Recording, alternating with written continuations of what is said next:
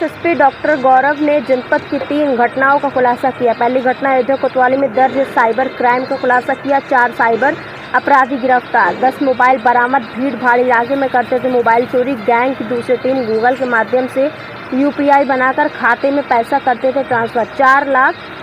4,97,500 रुपये पीड़ित के खाते में कराए गए वापस। झारखंड के जामताड़ा में साइबर अपराधियों का गिरोह सक्रिय है। दूसरी घटना जिले के थाना मवई क्षेत्र में दंपति से हुई लूट का 48 घंटे में खुलासा हुआ, जिसमें 2 लुटेरे गिरफ्तार हुए जिनके पास से सोने की लॉकेट बरामद हुआ। बाइक सवार दंपति को हथौड़े से मारकर घायल किया था। बाइक पर पीछे बैठी पत्नी के गले से सोने का लॉकेट खींचकर फरार अपराधी हुए। वही तीसरी घटना 27 जून की रात तारून थाना क्षेत्र के सर्राफा व्यवसाय की दुकान से आभूषण चोरी का खुलासा किया। खिड़की का ग्रिल तोड़कर 1,000 रुपये व चांदी के सिक्के व कुछ आभूषण के टुकड़े हुए थे चोरी। अभियुक्त मोनू निषाद गिरफ्तार हुआ। चोरी की चांदी के आभूषण बरामद हुई।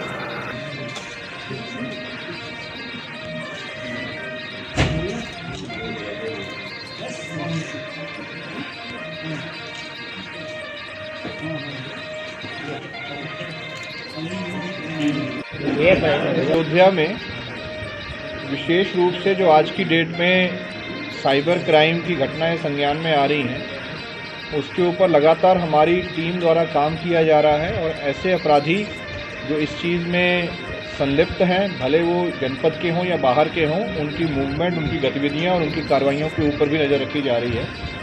इसी के चलते एक गैंग जो कि झारखंड प्रदेश में जामताड़ा एक जगह है जिसको कि आप सब जानते हैं, वहाँ पर साइबर क्राइम के अपराधी काफ़ी संख्या में ऑपरेट करते हैं।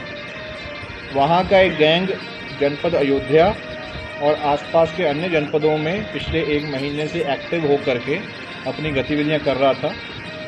इनका काम करने का तरीका ये था कि भीड़ भाड़ वाले इलाकों में, क्योंकि जनपद अयोध्या में काफ़ी श्रद्धालु यहाँ पर आते हैं, इसके इत्यादि जो सब्जी मंडी और अन्य जो जगह है भीड़ भाड़ वाले इलाकों में, जो एंड्रॉयड फ़ोन हैं उनको पहले चोरी करते थे।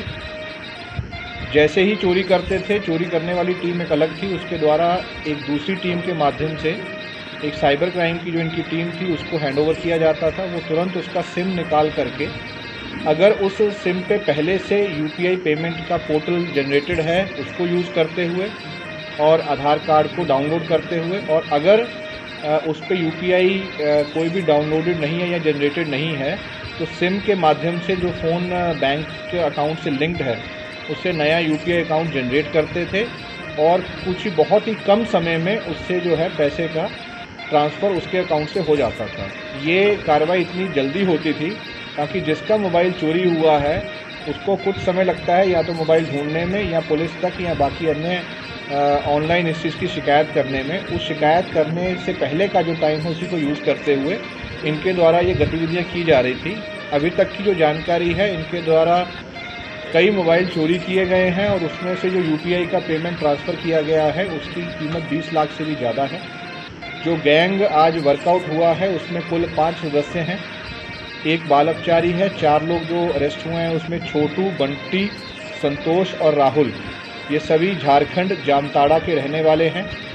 इनके पास से 10 एंड्रॉयड मोबाइल बरामद हुए हैं और जो इनके द्वारा पेमेंट का ट्रांसफ़र किया जाता था वो ट्रांसफ़र करने के साथ ही तुरंत उसको विड्रॉल या तो जहाँ पर भी इनको सुविधाजनक लगता था या तो झारखंड में या यहाँ पर विड्रॉल कर लिया जाता था।